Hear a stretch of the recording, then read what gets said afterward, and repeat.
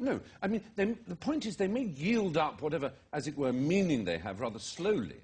But that doesn't, you know, the idea, you read a novel or you read an email or a text or a newspaper article, there's a message in the sentence, you absorb it and you move on to the next one. Yes. Sometimes a sentence is more complicated than another one, but essentially you get it all and you move on. You get the Poems gist. aren't like that. Poems, you know chocolate. Now, I never really got chocolate for a very long time. You mean the food stuff? Yeah. The now, sweetie? We're men, and we don't really, as you know, when women eat chocolate, you know, they clamp their thighs together and their eyes go peculiar, and it is more or less an erotic experience for them. I love to watch them eating. Yeah. And a woman who was very, very keen on chocolate gave me some splendid chocolate and saw me biting a bit off. She said, no, don't you know how to eat chocolate? I said, no, at least I thought I did. She said, no, you just tie a tiny bit there and put it on your tongue. 10 minutes it'll take. Just let it melt. Just occasionally push it up against the roof of the mouth. And this great rainbow of flavours and textures melts in your mouth. Now, that's all poetry, in a sense. I mean, it slows you down rather beautifully. And you just enjoy the bounce and heft and glory of one word following another. And yes, because they're words, they carry meaning, you know? But it's not, it really is not something to get excited about. Just let it melt. Some poets would have that words are shabby tools, always deteriorating. Indeed, very good. Not up to the test of time, and you can't keep working with them necessarily. How do you feel about the kind of changing language now? Like children text each other, youngsters text each other, and I get cross, I'll be honest with you, I get angry if I get a text which isn't every word spelled out properly. I am not one, I do not like B4. See you later. I get quite cross and I refuse to respond to these things. My dear nephew George, who's 12, I gave him some present. He said, "That is so book." I said, "What?" He said, "That is really book." It wasn't a book I'd given him at all. It was one of those PSP things. Oh, marvellous. And I said, "What do you mean book?" He said, "Do you know what book means?" I said, "Well, I thought I knew what book meant." And what it is, you know, T9, you know, predictive text. This is when you text in and it guesses the word. It guesses ahead the word, yeah. If you try and type cool on some of these systems, it comes out as book.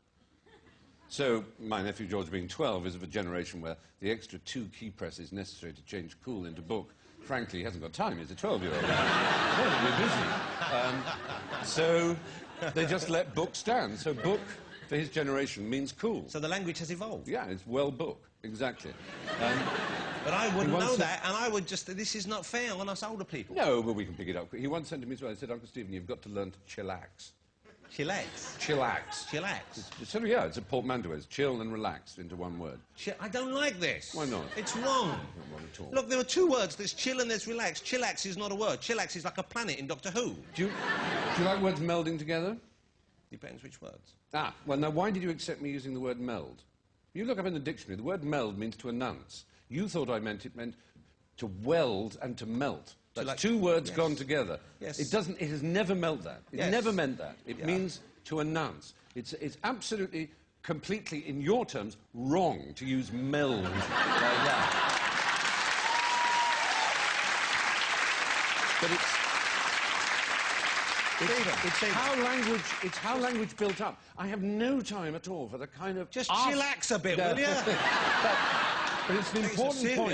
It's an important point because most of the people who actually think they're the ones who care about language, the kind of absolute arse-witters who write letters to newspapers, far from your audience. It's the kind of, I'm afraid, the kind of people who write to Radio 4 moaning about a confusion of disinterested and uninterested, and thinking that they're terribly educated and that they really understand language and they know the derivation of words, and someone has said less when they meant fewer, and so on. But that's not being a guardian of language. Being a guardian of language is enjoying language, is understanding it. And if people understood it for a second, the philology, as it's called, the history of it, you'd realise language is changing all the time. But you know what's lovely about hearing you say this is because you have a reputation, and it is completely unfair, of being tweedy and of being someone who is sort of fogyish. And of course, I know from my own experience, you know, I don't know you terribly well, but I know that you embrace modern technology, you embrace modern culture, and this speaks highly of you that you are more prepared than someone like myself, who to the casual viewer would seem far more book. Yes. And yet it's not as booky. I tell you what it is. My latest theory is, if you think of London, for example, our dear beloved metropolis, You go into the average street in the city, say, the east part, the actual city part. You will see medieval, Tudor, Elizabethan, and Georgian, and Queen Anne, Victorian, Edwardian, Art Deco, modernist, brutalist buildings, all jostled together. Yeah. It's a very higgledy-piggledy city. You cross over the channel to the nearest equivalent metropolis, Paris, and for reasons that it might be impolite to go into, but it's something to do... Historical. Well, the fact that every time Fritz coughed, then René curled up into a little ball and put up a white flag. But it's essentially that it wasn't... But we forgive and forget. It wasn't subject to the same fires and blitzes and everything else Yes. that London was. And it was planned. And it's beautiful. You go there, you're stunned by these boulevards and all in one consistent architectural style, more or less, with a few modern, very self-conscious grands projets, as they call them, in the centre. But everything barbarian and Vulgarian that is kept outside the périphérique, as they call it, Yeah. like barbarians at the gate. And their language is the same. They have an academy to stop franglais coming into it. Now, English language is like London. It is every time we speak, it is a mongrel mouthful, whether we know it or not, of Chaucer and Milton and Dryden and Pope, Shakespeare and Dickens and American South Central and ghetto rap and Yeah. Chicago and Australian convict talk and legal and naval and military. Every phrase we utter is an equivalent of London. It's both vulgar and processional. It's both grand and squalid. And that is exactly what human beings are, it seems to me. It's both animal and it's noble. And people who try and aggrandize language into something that is right or wrong, you might just as well say a person is right or wrong, but for existing, it's just arse gravy, you know? No, it's not acceptable. It's very peculiar. Before we say goodbye to Stephen, and I'm sure you've seen this before, but this is a marvellous piece of TV history. This is Stephen when he was a young lad, a whippersnapper, on University Challenge. Oh, no. Now, I show this not so much to enjoy you as a young person, but just to marvel at the facial hair of your partners in crime. I'm only assuming these people are now dying out because, God knows, they're never going to find anyone to them if they look like that. Have a look at this. I'm sure they didn't.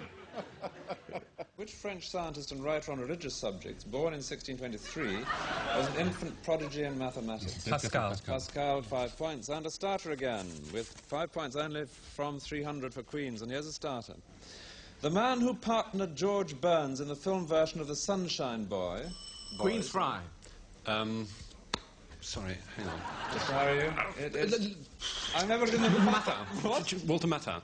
I thought I'd just managed to give you a 5-point penalty. You got there just in time. All right. Even in your position, I would have to length. You did get it out in spite of great pressure from you. Walter Matthau is absolutely correct, and that brings you up to 305. You're over the 300 mark. It was Walter Matthau in The Sunshine Boys with George Burns. Happy days, though. I bet you happy days. Gordon. Barber. I love the look of Barber. Yes, he's great. Didn't he go on to star in the film Witness with Harrison Ford? He built a barn. I remember that scene.